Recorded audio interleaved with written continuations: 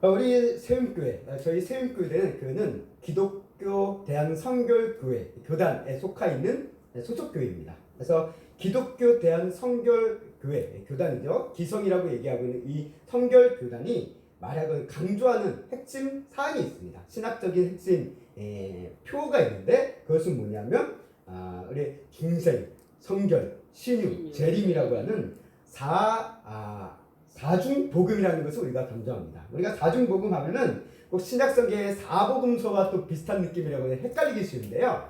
그런 것은 아니고 네 가지 신앙의 표준을 이제 강조한다고 해서 사중복음이라고 이제 저희 교단에서는 이야기를 하고 있습니다. 그래서 중생과 성결과 신유와 재림 이 네 가지를 얘기하는데 이것을 의미한 것은 무엇이냐면 이것을 축약한 거예요. 무엇을 얘기하고 있냐면 중생의 주 그리고 성결의 주 그리고 신유의 주, 재림의 주.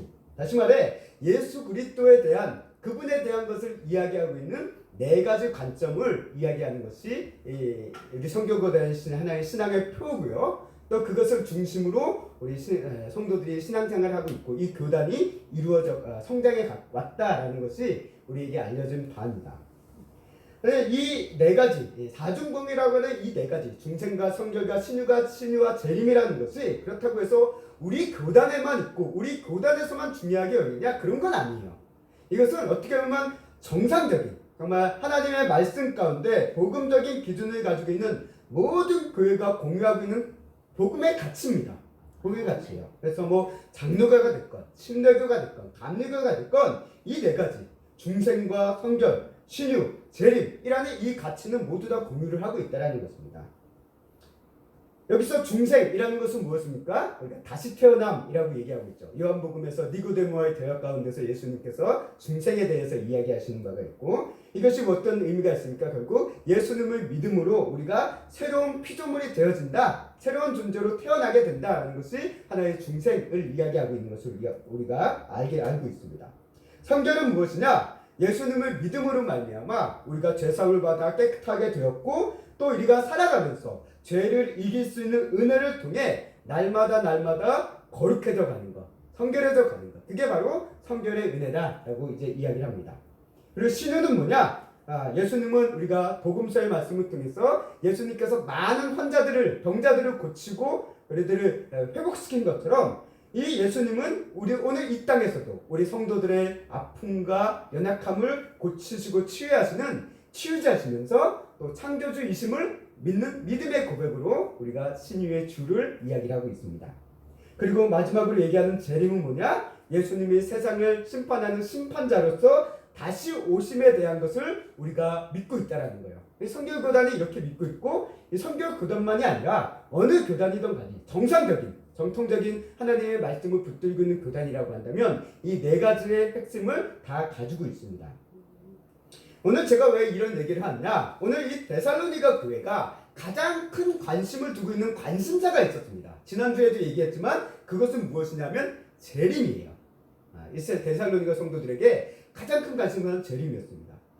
왜 이들이 재림에 관심을 두었을까요? 그 이유가 있습니다. 그 이유는 뭐냐? 데살로니가 교회의 현실이 너무도 힘들고 어렵기 때문에 그래요. 우리가 삶이 힘들고 어려우면 세상을 도피하든지 아니면 미래에 대한 기대를 품을 수밖에 없다는 거예요. 물론 자포자기하는 사람도 있습니다. 그러나 이 데살로니가 교회 어려운 가운데 환난 속에 있습니다. 그래서 그럼에도 불구하고 이 데살로니가 교회가 지난주에 데살로니가 전설을 통해서도 봤지만 다른 교회의 믿음의 본이 될 수 있는 그 신앙의 근간 힘이 어디 있었느냐? 라고 했을 때 우리 이 학자들은 이것을 재림의 신앙 또 데살로니가 성도를 통해서 서신서를 통해서 강조되고 있는 것이 재림, 종말에 대한 그 종말론 사상 그것을 가지고 있었기 때문에 이들이 그렇게 믿음의 본을 보일 수 있었다라고 이야기하고 있습니다.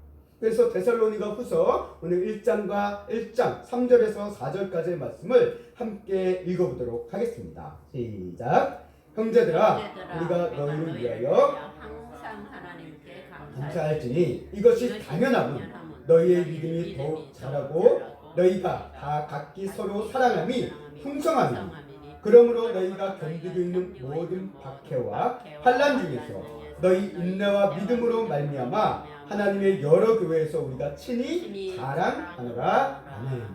이와 같은 얘기는 데살로니가 전서에서도 나왔어요. 후서에서 또 한 번 얘기합니다. 너희의 믿음이 훌륭하다. 내가 그것을 지금 자랑하고 있다라고 얘기하고 있다는 거예요. 그 원동력이 어디 있었냐? 바로 재림의 신앙. 재림을 바라본 사모하는 그 성도들의 데살로니가 교회의 모습이 있었다는 것입니다. 우리 기독교 신앙에서 재림이라는 것은 상당히 중요합니다.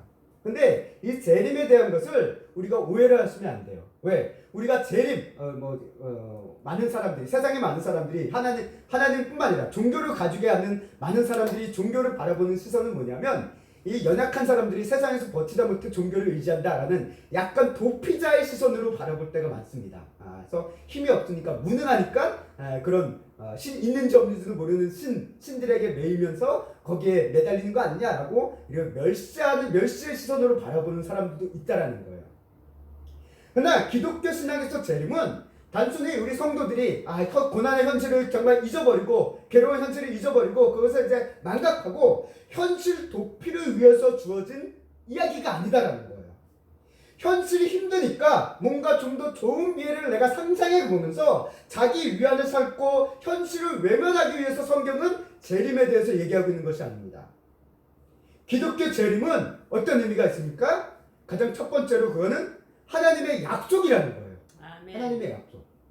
이스라엘 교회 성도들이 힘들고 어려우니까 그런 것을 상상해서 만든 것이 아니라 이 재림, 하나님의 심판, 그 마지막 때가 대해서 것은 하나님의 약속이다, 언약이라는 거예요. 그렇기 때문에 우리 기독교 성도들은 기독교인들은 재림을 믿을 수밖에 없는 거예요. 왜? 하나님의 말씀입니다. 다시 말해 하나님의 언약이라는 것은 무엇을 전제하고 있습니까? 이것은 성경 말씀을 통해서 또 보아왔지만 하나님의 말씀은 항상 반드시 성취된다는 거예요. 반드시 일어난다는 것입니다. 그렇기 때문에 이 재림의 신앙은 결국 성취되고 일어날 일이다라는 것이 전제가 되어져 있다는 거예요. 그것을 성도들이 믿는 겁니다. 단순히 힘들고 어려우니까 그냥 천국 가면 좋은 것이 있고 이 어려운 고난을 잊어버리게 해주는 그런 좋은 소망의 곳이니까 거기에 매달려 보자가 아니라 하나님께서 그것을 우리에게 말씀하신 바는 현실 도피를 위한 것이 아닌 오히려 그 현실의 어려움을 이길 수 있게 견딜 수 있게 하는 가장 큰 신앙의 근간 중 하나로서 주신 것이 재림의 신앙이다라는 것입니다. 그래서 오늘 데살로니가 수도에 함께 산책하며 성경에 기록된 재림의 신앙, 우리 데살로니가 전후서는 다 이 재림, 종말에 대해서 상당한 관심을 두고 이야기하고 있습니다. 근데 서신의 내용은 길지가 않아요. 짧아요. 그러다 보니까 뭐 재림과 종말에 대해서 많은 얘기를 하고 있지는 않습니다. 그러나 단편적이지만 어떻게 보면 가장 핵심적인 것을 우리에게 이야기해주고 있는 것을 우리가 보게 되어집니다. 그렇다면 이와 같은 재림의 신앙을 보면서 오늘 이스라엘에 살아가는 우리 성도들에게 재림의 신앙이 주는 소망이 무엇이냐, 이것을 오늘 말씀을 산책하면서 함께 찾아보도록 하겠습니다. 오늘 우리가 데살로니가 후서 말씀을 통해서 데살로니가의 교회 상황은 정말 희망을 찾기 어려울 정도로 힘든 상황에 빠져 있다라고 보고 있습니다. 그래서 오늘 말씀을 보다 보면 오늘 1장 4절 말씀에도 얘기하죠. 너희가 견디고 있는 모든 박해와 환난 중에 라는 말로 이야기해 주세요. 환난이 끝난 거 아니에요. 여전히 환난이 진행 중이라는 거예요. 박해도 진행 중이라는 것입니다. 그런 이들을 향해 한마디로 데살로니가 교회 성도들의 상황은 너무나도 힘들고 괴로운 현실이라는 거예요. 과연 버티기 힘들 정도로 어려운 상황 속에 있다라는 것을 이 1장 4절 말씀이 우리에게 간접적으로 보여주고 있습니다. 이런 상황 가운데 사도 바울이 얘기해요. 오히려 너희가 겪는 그런 고난, 어려움이 무엇이냐라고 얘기하고 있냐면 데살로니가전서 1장 5절 말씀에 이렇게 이야기를 합니다. 우리 함께 읽겠습니다. 시작. 이는 하나님의 고른이로운 심판의 표요 너희로 하여금 하나님의 나라에 합당한 자를 여김을 받게 하려 함이니 그 나라를 위하여 너희가 또한 고난을 받느니라. 아멘. 자, 사도 바울은 이렇게 얘기해요. 너희가 지금 겪고 있는 이 고난이 무엇이냐? 하나님의 공의로운 심판의 표, 하나의 증거라는 거예요. 증거. 이와 같은 관점은 이 데살로니가서에만 나오는 것이 아니라 사도 바울의 거의 모든 서신서에 이와 같은 관점, 신학적인 관점, 신앙의 관점이 나와져 있고요. 특별히 가장 두드러지게 나타나는 것이 로마서 말씀을 통해서 우리가 다시 한번 잘 확인을 해볼 수 있습니다. 그래서 로마서 8장 17절 말씀 함께 우리가 읽어보도록 하겠습니다. 시작. 자녀이면 또한 상속자 곧 하나님의 상속자요 그리스도와 함께한 상속자니 우리가 그와 함께 영광을 받기 위하여 고난도 함께 받아야 할 것입니다. 아멘. 한 영광을 받기 위해서 그 전에 있는 것이 무엇이냐? 고난도 함께 받는다라고 로마서 말씀에 기록하고 있습니다. 근데 이 관점은 사도 바울이 자신의 어떤 신학적인 고찰과 생각을 통해서 자신이 만들어낸 주장이 아니라 누구로부터 나온 것이냐? 이미 예수님으로부터 나온 이야기라는 거예요. 예수님의 가르침이라는 것입니다. 그래서 요한복음 15장 19절 말씀에서도 예수님께서 친히 말씀하신 바가 있습니다. 우리 읽겠습니다. 너희가 세상에 속하였으면 세상이 자기 것을 사랑할 것이나 너희는 세상에 속한 자가 아니오 도리어 내가 너희를 세상에서 택하였기 때문에 세상이 너희를 미워하느니라. 아멘. 세상에서 고난 받을 수밖에 없음을 예수님께서는 우리에게 이야기하고 있다는 거예요. 그렇다고 해서 우리 성도들이 무조건 고난을 당해야 된다는 것은 아닙니다. 하지만 믿음을 지키기 위해 겪는 고난이 분명히 있다는 거예요. 믿음을 지키기 위해서 겪는 고난. 그런데 그 믿음을 지키기 위해서 겪는 그 고난, 그 자체가 중요한 의미가 있다는데 그것이 뭐냐? 믿음으로 인해서 오는 고난은 그 자체가 당신들이 하나님의 자녀라는 증거라는 거예요. 하나님의 공의로운 표의 증거라는 것이라는 거죠. 아멘. 우리로서는 참 받아들이기 어려운 얘기입니다. 고난은 고난이고 고난은 괴로운 건데 믿음을 위해서 그 고난을 감수할 때 그것은 무엇이냐? 하나님의 자녀, 하나님의 공의로운 심판의 표를 너희가 가지고 있는 것이다 라는 것이에요. 아멘. 또 모든 고난이 다 그런 거라는 건 아닙니다. 믿음을 위해서 우리 성도의 신앙의 믿음을 위해서 그 고난을 택할 때 그 고난의 길을 견디며 나아갈 때 그것은 그 자체로 이미 너희가 하나님의 공의로운 심판의 표를 들고 있는 거다. 티켓을 들고 있는 것이다 라고 오늘 이야기하고 있다는 거예요. 그래서 이 성도들에게 주어진 현실 속에서 주어진 상황은 둘 중에 하나입니다. 고난을 피하기 위해서 믿음을 버리거나 또는 변질된 믿음을 가지고 세상과 타협하든지 이 방법이 있든지 아니면 믿음을 위해서 고난을 감수하며 나아가야 될지 둘 중에 하나를 선택할 수밖에 없다는 거예요. 근데 데살로니가 교회 성도가 택한 것은 어디냐? 믿음을 위해서 고난을 감수하고 있다는 거예요. 그리고 그 모습이 바로 너희가 하나님의 공의로운 심판의 표를 가지고 있는 증거다라고 사도 바울은 이들을 통해서 이 고난 속에 있는 데살로니가 교회를 이렇게 격려해주고 있다는 거예요. 그래서 사도 바울은 이렇게 고난이 힘들고 어렵지만 너희는 지금 잘 가고 있다는 거예요. 그래서 사도 바울 오늘 데살로니가 후서죠. 후서의 말씀은 3장밖에 안 됩니다. 매우 짧은 말씀인데 그 중에 첫 번째 장은 뭘 얘기하고 있냐면 데살로니가 교회를 격려하는 거예요. 위로하는 겁니다. 우리가 전서의 말씀들 1장서부터 3장이 데살로니가 교회 성도들을 격려하고 위로했던 것처럼 오늘 마찬가지예요. 1장은 격려하고 위로하는 거예요. 그래서 너희가 고난 가운데 이렇게 있는데 그 고난이 하나님의 의로움과 영광이 있는 거니까 낙심하지 말라는 거예요. 너희가 제대로 가고 있다라는 거예요. 그러면서 이제 2장으로 넘어갑니다. 2장에 나와서 이제 본론이 나오는 거예요. 데살로니가 전서 교회가 가지고 있는 현재의 문제점. 아마 전서의 말씀을 받고 어떤 대두되어지는 또 오해 이런 것들에 대해서 사도 바울이 염려를 해서 후서를 썼을 것이다라고 이제 학자들은 이야기를 합니다. 여러 가지 의견이 있지만 여하튼간에 그런 관점에서 또 그러다 보니까 데살로니가 전서의 내용과 데살로니가 후서의 내용이 거의 좀 비슷한 내용을 이야기한다라는 느낌을 우리가 받게 돼요. 그렇지만 약간의 차이점이 있습니다. 그래서 데살로니가 2장 후서 2장 1절서부터 2절까지의 말씀 우리 함께 읽겠습니다. 시작. 형제들아 우리가 너희에게 구하는 것은 우리 주 예수 그리스도의 강림하심과 우리가 그 앞에 모임에 관하여 영어로나 또는 말로나 또는 우리에게 받았다 하는 편지로나 주의 날이 이르렀다고 해서 쉽게 마음이 흔들리거나 두려워하거나 하지 말아야 한다는 것이라. 아멘. 어떻게 보면 이 데살로니가 전서 후서를 통해서 사도 바울이 가장 이야기하고 싶은 부분이 이 부분이 아니었을까라고 저는 생각이 되어집니다. 그래서 오늘 말씀의 제목이 미혹되지 말라라는 거예요. 우리가 지난주에서 이야기했지만 데살로니가 교회는 재림에 관심이 많은 교회였습니다. 현실적인 이유 때문에도 그랬습니다. 재림의 신앙이 이 어려움과 환란과 박해를 이길 수 있는 그런 믿음을 붙잡아주고 있다는 거. 이 데살로니가 교회는 상당한 박배가 많았습니다. 우리가 사도행전을 통해서도 봤지만 또 데살로니가 상황, 이 도시의 분위기가 그들이 계속 다시금 자신의 과거의 모습으로 데살로니가 그 사회의 모습으로 돌아오기를 유혹하는 경우도 많았다라는 거예요. 그런 상황 가운데 이들이 흔들리지 않고 나아가고 있는데 문제는 무엇입니까? 이 재림에 대한 잘못된 이해 그리고 가르침들이 이 성도의 신앙을 흔들기 시작했다라는 거예요. 데살로니가 전서에서 이 데살로니가 교회가 고민하던 것 중 하나가 무엇이었습니까? 재림에 대해서 고민하는데 예수님이 오시기 전에 죽은 자들은 어떻게 되느냐라는 거에 그런 고민이 있었어요. 재림하기 전에 예수님 죽으면 안 돼. 예수님 못 만나고 죽으면 안 되잖아라는 그런 그 걱정, 두려움, 불안에 대해서 사도 바울이 이제 이야기를 하면서 설명을 해줬는데요. 후서에서는 어떤 얘기가 나오냐면 이런 얘기가 나옵니다. 예수님의 재림이 이제 벌써 왔다는 거예요. 이런 소문이 또 데살로니가 교회에 퍼지기 시작했다는 거예요. 이게 어떻게 보면 재림 신앙이 참 중요하지만 우리 성도들에게 알 수 없는 것을 붙잡고 있다 보니까 제대로 우리가 알기 힘든 것을 붙잡고 있다 보니까 이런저런 뜬 소문들, 그럴싸한 소문들, 막 이런 것들이 퍼지기 쉽다라는 거예요. 그러니까 데살로니가 교회도 이런 소문이 퍼집니다. 예수님의 재림이 이미 이루어졌대. 예수님이 벌써 오셨대. 라는 얘기가 들리는 거예요.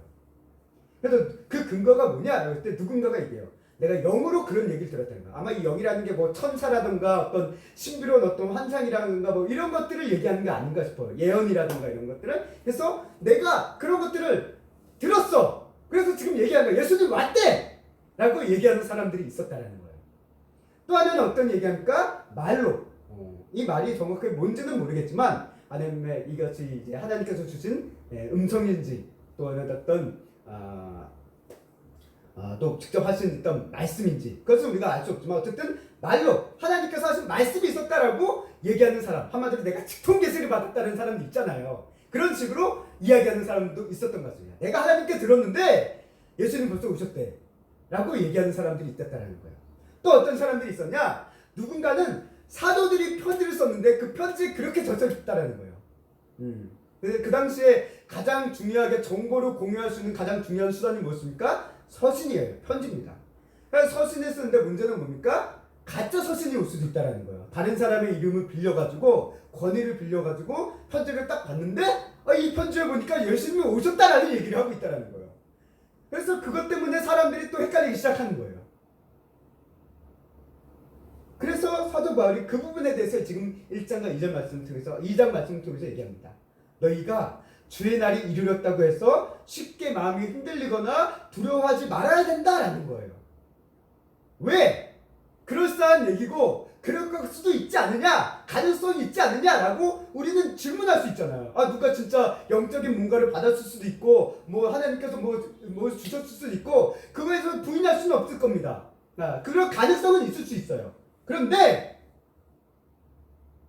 한 사도 바울은 그 근거, 그렇게 흔들리지 말아야 되는 근거가 어디 있느냐? 다른 사람의 누라 어떤 신비로운 체험이라든가 이런 게 아니라 오직 성경 말씀의 근거에서 그것을 이야기합니다.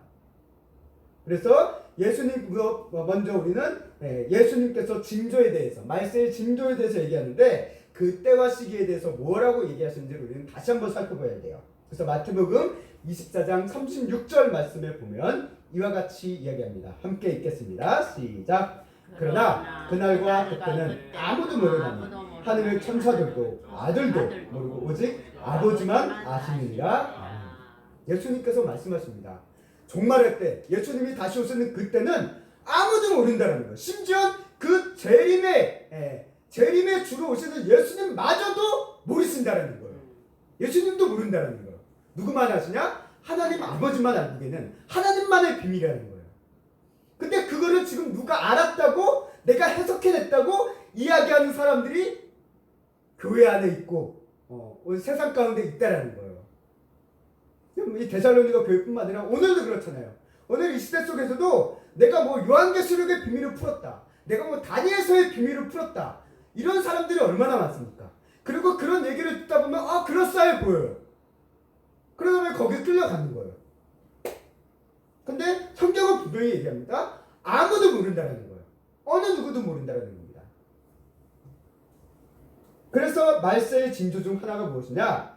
그리스도의 재림에 대한 거짓말로 사람들을 미혹한다라고 예수님께서 말씀하십니다. 마가복음 13장 21절 말씀 함께 읽겠습니다. 시작. 그때 어떤 사람이 너희에게 말하되 보라 그리스도가 여기 있다 보라 저기 있다 해도 믿지 말라라고 얘기합니다. 재림에 대해서 예수님이 오셨다 저기 있다 어디 있다 누가 예수다라는 그런 얘기가 분명 있을 것이다라고 얘기하셨어요. 그리고 실제 지금도 그런 얘기들이 우리 사회 속에 적지 않게 있다라는 거예요.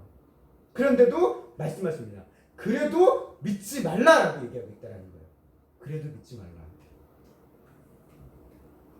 이게 성경적으로 이야기하는 재림에 대한 때와 시기, 그 상황에 대한 징조에 대해서 예수님께서 말씀하신 말씀이라는 거예요. 근데 자꾸 사람들이 이 얘기를 깨고 내가 새로운 뭔가를 받았다라는 걸 얘기를 해요. 성경 이상의 것을 얘기하고 있다는 겁니다.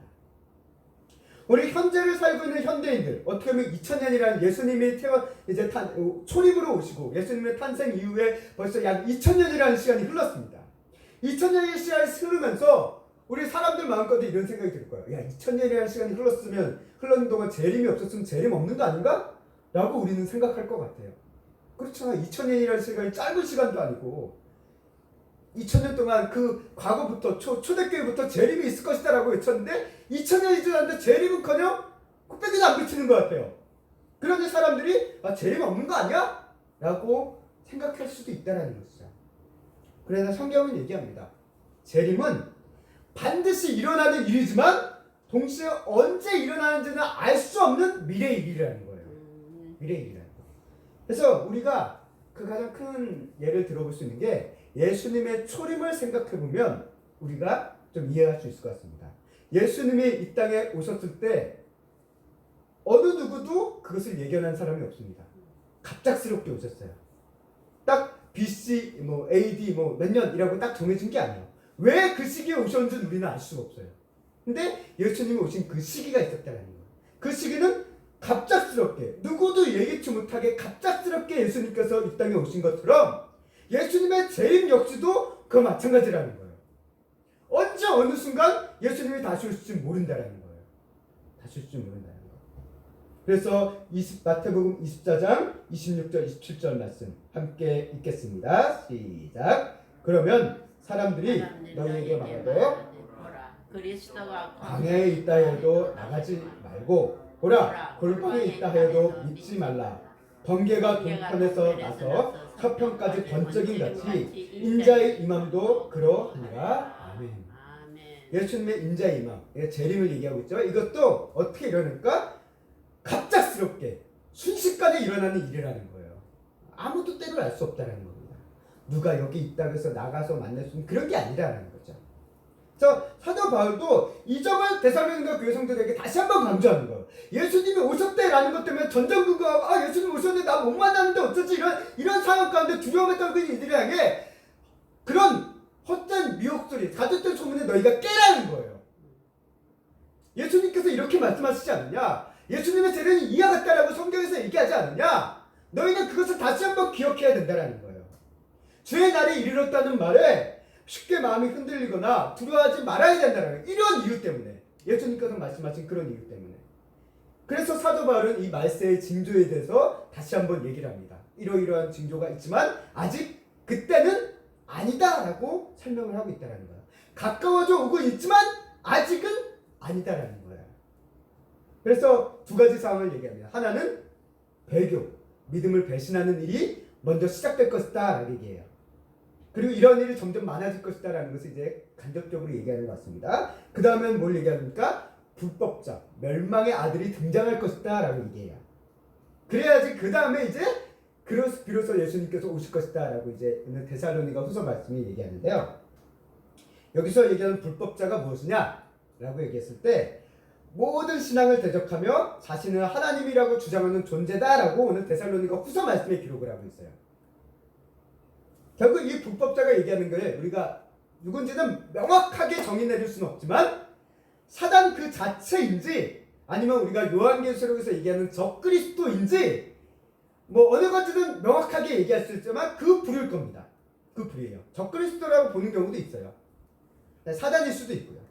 분명한 건 무엇이냐? 분명한 건 이렇게 재림의 때가 가까워지면 하나님을 대적하며 자신을 하나님이라고 칭하는 존재가 반드시 등장할 것이다 라고 성경은 얘기하고 있다는 거예요. 데살로니가 전서가 얘기하고 있고 데살로니가 후서 말씀도 얘기하고 있고 또 구약에서 다니엘서를 통해서도 그와 같은 것이 얘기되어져 있고 그리고 요한계시록을 통해서도 동일하게 그와 같은 이야기가 기록되어 있는 것을 우리가 보게 됩니다. 그런데 무엇이냐? 사도 바울은 얘기해요. 이런 상황이 벌어질 것인데 아직 이 불법자가 등장하고 있지 못하고 있다는 거예요. 왜? 불법자의 활동을 막는 존재가 있다는 거예요. 억제하고 있는, 억누르는 존재가 있다는 거예요. 이게 누군지 몰라요. 뭐 천사인지 뭐 어떤 예수 그리스도 누군지는 알 수가 없지만 무언가가 억제하고 있다는 거예요. 우리가 요한계시록을 보면은 사단이 무적에서 풀려나기 전에도 억눌려 있는 것을 우리가 요한계시록은 환상으로 비유적으로 설명하고 있습니다. 그와 같이 억눌려 있다는 거예요. 불법자도. 그리고 근데 이 불법자가 풀려날 때가 있고 등장할 때가 있는데 그 이후에 반드시 이 불법자를 예수님께서는 멸망시키실 것이다 라고 오늘 말씀이 얘기해요. 사단의 세력을, 사단 그 자체일 수도 있고 적그리스도, 어쨌든 사단의 권세 아래에 있는 모든 것들을 멸망할 것이다 라고 얘기합니다. 이게 말세의 때의 징조라는 거예요. 그렇다면 우리는 이 말씀을 보며 왜 사람들이 불법자에게, 적그리스도라고 할 수 있는 이 불법자에게 미혹되고 속는 이유가 무엇일까라는 게 우리는 좀 궁금하잖아요. 그 이유가 있습니다. 세 가지 이유 때문에 사람들이 속는다고 해요. 오늘 말씀을 보면 첫 번째 얘기합니다. 이 적그리스도는, 이 불법자는, 여기 적그리스도라고, 이 데살로니가에서는 적그리스도라고 표현을 안 하고 있으니까 오늘 데살로니가 후서의 표현을 따르겠습니다. 이 불법자는 무엇을 따르냐면 사단의 활동을 따른다라고 얘기하고 있어요. 사단의 활동을 따른다. 이것으로 봐서는 이 불법자가 사단 그 자체를 얘기하는 것 같진 않아요. 그래서 적그리스도가 맞을 것 같긴 했습니다. 어쨌든 이 사단의 활동을 따른다라고 얘기합니다. 그다음에 이 사단의 활동이 뭐냐라고 했을 때 두 번째 얘기합니다. 사단도 영적인 존재예요. 그러다 보니까 어떤 특별한 일들을 일으킨다라는 거예요. 그래서 사단도 능력이 있어요. 표적을 일으킵니다. 거짓 기적을 일으킵니다. 불의와 모든 속임을 행하면서 사람들을 미혹합니다. 근데 이 사단이 일으키는 이런 기적과 능력은 하나님의 것과는 차원이 달라요. 하나님의 것과는 같진 않아요. 동일하지 않습니다. 이것을 오해하시면 뭐 사단은 하나님과 동등하게 이해하는 경우가 있는데 성경은 결코 그렇게 얘기하는 것 같습니다. 사단이 일으키는 것은 하나님의 모양과 비스무리하지만 훨씬 퀄리티가 떨어지는 거예요. 오늘로 얘기하면 이런 거죠. 진짜 기적이 아니라 마치 마술과 같은. 우리가 마술은 일종의 뭐 여러 가지 기교와 어떤 속임수 그런 것들이 있다라는 건 알고 있잖아요. 마치 사단이 일으키는 건 그런 거예요. 사단이 영적인 존재이기 때문에 우리가 보지 못하는 것을 보고 있어요. 그래서 그것을 가져와서 그거 갖고 우리를 속이는 거예요. 그래서 우리가 C.S. 루이스라는 우리 신학자가 대표적인 변지가이기도 하는 그분이 사단에 대해서 그렇게 표현해요. 사단이 얘기하는 것은 하나님과 같이 능력이 있어서 하나님의 능력과 같은 그런 기적을 일으키는 것이 아니라 우리가 알지 못하는 정보, 우리가 알지 못하는 것들을 알게 있기 때문에 그거를 가져와서 마치 기적이 일어나는 것처럼 우리를 속인다라고 얘기하고 있다는 거예요. 그래서 오늘 얘기도 능력과 표적과 거짓 기적이라고 표현하고 있잖아요. 기적이 아니라 거짓 기적이라는 거예요. 불의와 모든 속임으로 하는 거야. 근데 사람들이 보기엔 하나님의 기적과 사단의 기적이 똑같아 보이는 거예요. 왜? 영적인 존재가 하는 거니까. 우리가 알지 못하는. 우리가 그렇잖아요. 우리도 알지 못하는 정보가 있는 정보를 알고 있는 사람이 뭔가 하면 신기해 보이잖아요. 그런 마찬가지라는 거예요. 그리고 세 번째 이유가 있습니다. 세 번째 이유는 왜 사람들이 미혹됐냐? 가장 큰 이유 중 하나인데요. 오늘 말씀 얘기입니다. 진리의 사랑을 받아들이기를 거부하는 마음 때문에 미혹된다라는 거예요. 우리 사람들 안에 진리의 사랑, 이 진리의 사랑이라는 것은 결국 무엇입니까? 하나님의 사랑을 얘기하는 거예요. 예수 그리스도의 복음의 능력, 공력, 그 십자가의 은혜를 얘기하는 거예요. 근데 이거를 받아들이기를 거부하는 마음이 있다는 거예요. 그래서 미혹에 빠진다는 거예요. 교회 다니는 성도들도 마찬가지예요. 예수님을 믿고 이 진리의 사랑 가운데, 은혜 가운데 있는데 자꾸 거기에 빠지는 이유가 뭐냐면 뭔가 예수님의 사랑만으로 부족하다라는 거예요. 이것과는 좀 모자라 보인다라는 거예요. 그러다 보니까 뭔가 좀 신비로운 거, 뭔가 좀 특별해 보이는 거, 뭔가 좀 특별한 기적이 있어 보이는 거. 우리가 예수님의 십자가의 공로와 기적과 비교해 본다면 기적이 혼자서 자극적이잖아요. 화려하잖아요. 거기에 간다는 거예요. 근데 그 마음 안에 결국 뭐가 있냐? 하나님의 이 진리의 사랑을 거부하는 마음, 온전히 믿지 못하는 그 마음 때문에 사람들이 미혹에 빠진다는 거예요. 그래서 이 불법의 사람에 빠지는 이유는 뭐 이 불법자가 탁월한 능력이 있어서 뭐 그것도 있겠죠. 그러나 기본적으로 뭐냐? 내 안에, 우리 안에, 사람들 마음 안에 진리의 사랑을 받아들이기를 거부하는 마음이 그게 있다 보니까 거기에서 자꾸 뭔가가 싹튼다는 거야. 그래서 자꾸 쫓아가는 거죠.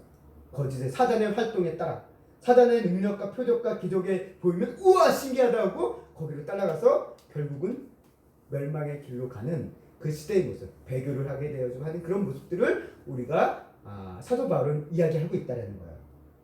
그래서 예수님께서도 말세의 징조 중 하나가 마태복음 13장 22절 말씀에 이렇게 얘기합니다. 함께 읽겠습니다. 시작. 거짓 그리스도들과 거짓 선지자들이 일어나서 이적과 기사를 행하여 할 수만 있으면 택하신 자들을 미혹하려 하리라. 아멘. 예수님도 말씀하십니다. 거짓 그리스도. 내가 재림주다라는 거죠. 거짓 그리스도 그리고 거짓 선지자들이 일어나서 이들이 행하는 이적과 기적이 일어난다는 거예요. 이들이 만약에 그들이 진짜 철저히 무능력했다라고 한다면 사람들이 미혹될 이유가 없겠죠. 근데 보니까 이 사람들이 뭐 신기한 일을 한다라는 거예요. 뭐 하니까 뭐가 일이 일어나는 것 같다라는 거예요. 그러니까 사람들이 거기에 혹한다라는 거죠. 그 이유가 뭡니까? 사단도 나름대로 능력이 있기 때문에 그래요. 그래서 사도 바울이 여기서 다시 한번 데살로니가 교회와 성도들에게 다시 한번 강조하는 거예요. 너희가 신앙의 본질을 붙잡아야 된다. 신앙의 중심을 제대로 붙잡아야 된다. 데살로니가 전서에서도 강조하던 바이지만 사도 바울은 뭘 얘기합니까? 너희가 이 복음의 가르침에서 벗어나 흔들리지 말라라고 얘기합니다. 그래서 지난주에 말씀이 주 안에서 굳게 서라라고 얘기했잖아요. 주 안에서 굳게 서라. 데살로니가 후서도 마찬가지로 얘기하고 있습니다. 오늘 2장 15절 말씀 함께 읽겠습니다. 그러므로 형제들아 굳건하게 서서 말로나 우리의 편지로 가르침을 받은 전통을 지키라. 아멘. 여기서 사도 바울이 얘기해요. 굳건하게 서라라고 얘기합니다. 어디에 섭니까? 가르침을 받은 전통. 여기서 얘기하는 전통을 우리가 오해하시면 안 됩니다. 사도 바울은 복음을 위해서 치열하게 싸웠던 전통이 있었죠. 유대인들의 전통과 치열하게 싸웠습니다. 유대인들의 어떤 율법, 할례에 대한 이 전통과 치열하게 싸웠어요. 사도 바울이 지금 얘기하는 전통은 이게 아니에요. 자기가 복음을 위해서 싸웠던 그 유대인들의 전통이 아니라 사도 바울이 편지로 가르치고 말로 가르친 이 전통은 뭐냐? 예수 그리스도 복음 안에 있는 전통이에요. 아멘. 예수 그리스도 십자가의 복음 안에 있는 가르침을 얘기합니다. 그래서 그것이 과연 무엇일까라고 했을 때 사도 바울과 또 예루살렘 공의회를 통해서 일치된 바가 있었는데 그것은 뭐냐? 사도행전 15장 20절 말씀에 보면 이렇게 나옵니다. 함께 읽겠습니다. 다만 우상의 더러운 것과 음행과 목매어 죽인 것과 피를 멀리하라고 편지하는 것이 옳으니 이건 이제 예루살렘 공의회를 통해서 이방인들이 어떤 신앙생활을 해야 되는지에 대한 부분에 대해서 예루살렘 회의가 개최가 됩니다. 이들이 막 할례를 받아야 되느냐, 유대인처럼 살아가야 유대인 율법을 지켜야 되느냐 이런 문제 때문에 논쟁이 벌어지자 이거를 정리하는 거예요. 그래서 이방인들에게 얘기하기를 그들에게 유대인의 율법을 강조하는 것이 아니라 뭘 얘기합니까? 거룩함만을 얘기합니다. 성결해라, 깨끗해야 된다. 그리고 오늘 말씀에 나와 있지 않지만 이 사도행전에 나와 있지 않지만 그 다음에 뭘 하고 있냐? 서로 사랑하라 라는 얘기를 사도 바울이 서신서가 얘기하고 있고 또 요한의 서신서를 통해서도 이야기하고 있는 것을 보게 됩니다. 결국 모든 본질은 하나님을 사랑하고 이웃을 사랑하는 이 마음. 거룩하라는 것은 결국 하나님을 사랑하기 때문에 우리가 거룩함을 사랑하는 거예요. 그래서 성도의 거룩한 삶을 위해서 죄와 음행을 멀리하고 서로 사랑하라는 이 얘기는 사도 바울이 썼던 모든 서신서들을 우리 성도님들이 다시 한번 살펴보시면 거의 빠지지 않고 등장합니다. 아멘. 죄를 멀리해야 된다. 밤처럼 행동하지 낮에 깨어난 낮의 해와 같이 이제 행동하고 거룩한 군사의 옷을 입고 이렇게 막 행동해야 여러 가지 이렇게 얘기하고 있잖아요. 다양한 표현으로 얘기하고 있지만 결국 본질은 뭡니까? 너희가 거룩해야 된다는 것을 얘기하고 있어요. 아멘. 그리고 동시에 항상 또 얘기하는 것은 이웃을 사랑하라는 것. 그래서 뭐 남편과 아내에 대해서, 종과 뭐 부모와 자녀 간에 대해서, 또 주인과 상전 간의 이런 관계에 대해서 서로 사랑하고 존중하는 그런 모습들에 대해서 서신서가 실용적인 측면에서 늘 항상 빠지지 않고 자주 이야기하는 이유가 바로 여기 있다는 거죠. 결국 사도 바울이 얘기하고 있는 이 전통, 그거는 복잡한 게 아니에요. 서로 사랑하라는 겁니다. 하나님을 사랑하기 때문에 거룩함을 위해서 힘쓰는 것이고, 하나님 또 이웃을 사랑하기 위해 살아가는 것. 이게 복음 안에 있는 전통, 유일한 전통이라는 거예요. 그래서 사도 바울은 이제 마지막으로 얘기합니다.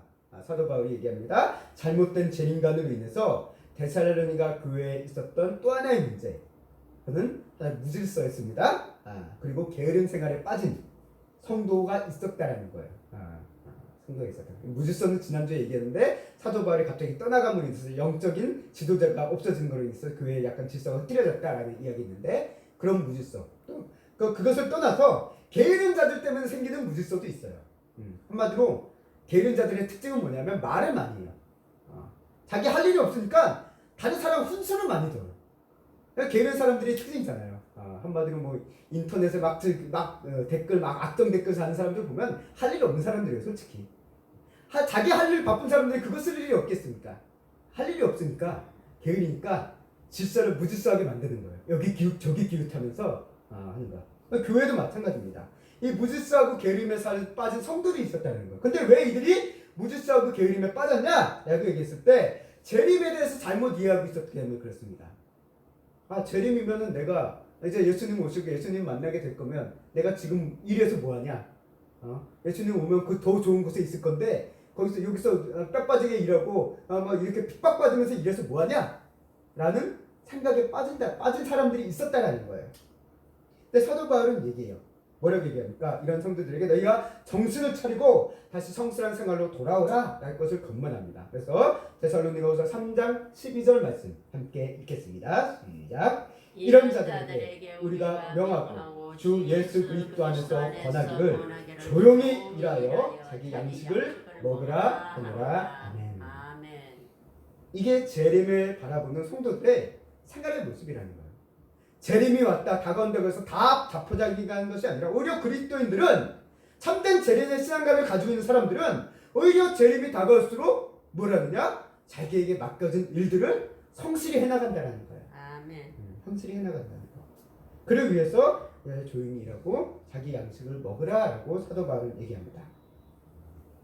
이제 말씀을 정리하겠습니다. 우리가 데살로니가 전후서 말씀을 통해 재림과 종말에 대한 이야기를 서신서를 통해서 보게 됩니다. 참 어려운 얘기입니다. 어려운 얘기고, 우리가 또 이해하기도 어렵고 또 상상하기도 참 어려운 얘기를 우리가 서신서를 통해서 보게 되어지는데, 그럼에도 불구하고 성경에 이 부분이 적혀 있는 것은 우리 성도들의 신앙에 중요한 역할을 차지하고 있기 때문에 이 재림의 신앙을 성경은 이야기하고 있다라고 저는 생각되어집니다. 사람들은 알지 못하는 것에 궁금해해요. 호기심이죠. 재림에 대해서 궁금해하는 것도 이상한 게 아니에요. 그런데 우리는 분명히 알아야 돼요. 우리가 재림에 대해서 알 수 있는 게 많지 않다는 걸 알아야 돼요. 우리가 다 알 수 없다는 것도 인정을 해야 돼요. 그렇기 때문에 재림에 대해서 너무 과도한해서 필요 이상의 부분에 얽매 있는 것도 우리의 신앙에는 위험할 수 있다는 것을 성경은 우리에게 보여줍니다. 그래서 재림에 대해서 너무 매달리다 보면 엉뚱한 이단에 가서 매달리는 경우가 참 많아요. 이단들이 나름대로 자기네가 해답을 내놓고 있거든요. 그럴싸한 해답. 그러니 뭐 신천지 얘기하는 사람들이랑 참 모르니까 말씀을 따라갔다. 말씀을 배우면 말씀이 좋다고 항상 얘기를 해요. 근데 그들이 얘기하는 말씀은 자기들의 해석이죠. 자기적인 해석을 가지고 하는 것이기 때문에 위험합니다. 네, 우리가 성도가 이 재림을 바라보는 이해, 중요한 것은 두 가지입니다. 하나는 뭐냐면 재림은 반드시 올 것이다라는 확신, 이것이 우리 안에 있어야 돼요. 그리고 이 재림의 때 하나님의 영광과 성도를 향한 위로와 영광이 있을 것이라는 소망, 이 두 가지만 있으면 충분하다는 거예요. 우리에게 이 두 가지만 있으면. 그래서 사도 바울은 데살로니가 전서 말씀을 통해 재림에 대해서 길게 설명한 게 없잖아요. 깊게 설명 없어요. 요한계시록처럼 어떤 한 단어도 많이 설명한 것도 없어요. 간단하게 설명합니다. 간단하게. 왜 그럴까요? 사도 바울이 생각하기에 그걸로 충분하다라는 거예요. 그거 정도만 알면 된다라는 거예요. 그 이상으로 너무 알지 못할 것, 열심히 고민해봤자 알 수도 없는 것들에 힘 빼지 말라는 거죠. 그래서 우리 이 성도는 이런 재림을 기다리며 종말의 시대를 인식하면서 매일 맡겨진 삶을 충성된 종의 자세로 지키며 사는 것이 더 중요하다라는 것을 데살로니가서를 통해서 우리에게 이야기하고 있다는 거예요. 우리가 재림과 종말의 커트라인에 들기 위해서 혈안이 되고 염려하는 것은 결코 옳은 성도의 모습이 아니고 옳은 신앙의 믿음을 가지고 있는 것도 아니에요. 사단과 사이비와 이단들은 항상 뭘 얘기하냐면 자신들의 방법과 자신들의 기준 안에 들어가지 못하면 너희는 탈락한다라는 위기의식을 줘요. 그래서 거기에 매이게 만드는 거예요. 두려움을 줘서 자기들에게 매달리게 만드냐. 이것을 뭐 흔히 얘기하는 가스라이팅이라고도 얘기하죠. 요즘 얘기하는 표현으로. 근데 어쨌든 거기에 탈락하면 안 된다라는 위험을 가르쳐요. 근데 성경은 분명히 얘기합니다. 뭐라고 얘기하는지 볼까요? 데살로니가전서 5장 9절 말씀 함께 읽겠습니다. 시작. 하나님을 우리를 세우심은 노하심에 이르게 하심이 아니요 오직 우리 주 예수 그리스도로 말미암아 구원을 받게 하심이라. 아멘. 이렇게 얘기해요. 하나님은 우리는 예수님을 통해서 구원을 받는 거예요. 예수님을 믿기 때문에 우리를 하나님께서 구원을 주셨습니다. 그 다른 외에 어떤 방법과 기준이 없다라는 거예요. 하나님께서 우리를 예수 그리스도 안에 두신 것은, 채워주신 것은 그것을 노하게 하고 우리에게 화내기 위해서, 또 우리를 두려움에 빠지기 위해서가 아니라 구원을 받게 하시기 위해서입니다라고 분명하게 선언하고 계시다라는 거예요. 이 사이비와 이단들은 뭘 얘기해요? 예수 그리스도 아니야. 다른 기준이 있어. 너희를 두렵게 하는 다른 기준이 있어. 너희 거기에 매야 돼. 라고 성도들을 위협한다라는 거예요. 성경은 분명히 얘기합니다. 구원은 예수 그리스도밖에 없습니다. 그렇기 때문에 믿음의 성도는 이 재림을 생각하며 두려움에 빠질 이유가 없다라는 거예요. 왜? 예수 그리스도 안에서 이미 다 이루어졌기 때문에 우리는 기다리는 것뿐이에요. 기다리는 것뿐. 내가 재림을 위해서 그 재림에 턱걸이 하기 위해서 뭔가를 해야 될 게 있다는 게 아니래요. 예수님을 믿고 믿음 안에서 살기만 하면, 믿음으로 살기만 하면 그걸로 충분하다는 거예요. 이렇게 그걸로 충분하다. 이 재림에 대한 두려움에 빠지지 않게 되면 두려움이 없는, 재림에 대한 두려움과 염려가 없는 성도의 일상은 달라질 이유가 없는 거예요. 예수님이 다시 오신대, 어느 순간 오신다 하더라도 내가 믿음으로 살고 있으면 예수님 만나면 그 좋은 순간, 그때 지금 살아가는 것보다 더 좋은 순간이 있으니까 그때를 기다리며 지금 일을 열심히 살자 라는 것을 살아게 된다는 거예요. 근데 재림에 대한 어떤 두려움과 염려가 있는 사람들은 막 거기 매달리는 거예요. 그래서 재림 안에 나름대로 자신 이야기하는 그 기준 안에 들어갔다라고 생각한다면 막 만사를 내팽개치고 막 엉망진창으로 사는 그런 사람들도 있고 그런 모습들 보입니다.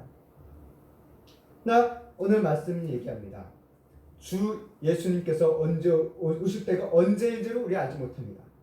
그러나 그 언제가 되었던지 안에 우리 성도들은 당황하지 않고 하루하루를 성실하게 살아가는 것이 바로 재림을 기다리며 또 재림을 바라보며 사는 성도들의 온전한 삶의 신앙의 모습임은 데살로니가서를 통해서 오늘 우리에게 다시 한번 이야기해주고 있습니다. 그래서 사도 바울은 오늘 편지를 이렇게 마칩니다. 데살로니가를 이렇게 마칩니다. 데살로니가 후서 3장 16절 말씀 함께 읽겠습니다. 시작. 평강의 주께서 친히 때마다 일마다 너희에게 평강을 주시고 주께서 너희 모든 사람과 함께 하시기를 원하노라. 아멘. 참 좋은 축복의 말씀인 것 같습니다. 은혜로운 말씀이에요. 평강의 주께서 친히 때마다 일마다 너희에게 평강을 주시고 주께서 너희 모든 사람과 함께 하시기를 원하노라. 환난과 박해 속에 있는 그 데살로니가 교회 성도들, 재림을 기다리면서 있는 그들에게 오늘 말씀이 얘기하는 거예요. 사도 바울의 축복이 얘기합니다. 너희에게는 두려움과 염려가 아니라 하나님의 평강이 너희의 마음과 삶 속에, 그리고 너희가 하는 모든 순간마다 모든 일마다 함께 하기를 내가 지금 이렇게 기도한다 라고 오늘 말씀이 기록하고 있다는 거예요. 여기서 또 한번 강조해야 되는 것은 무엇입니까? 평강의 하나님을 이야기합니다. 우리 그렇기 때문에 우리 그리스도인에게 중요한 것은 정말 하나님께서 주시는 평강이 중요하다는 거예요. 그리고 하나님께서 주시는 평강은 어디서 오니까? 예수 그리스도 안에서 온다는 거예요. 그렇기 때문에 예수님을 믿음으로 우리는 하나님의 평강이 우리의 삶에 시작되어진다라는 것을 우리는 기억하셔야 됩니다. 오늘 이제 재림을 기다리며 오늘을 사는 우리 성도들, 그런 일상 속에서 평강의 주께서 친히 또 때마다 일마다 우리에게 평강을 주시고 함께 하시는 또 한 주간 또 다가오는 8월 그리고 우리의 남은 인생이 될 수 있기를 주님의 이름으로 간절히 소망하고 축원합니다.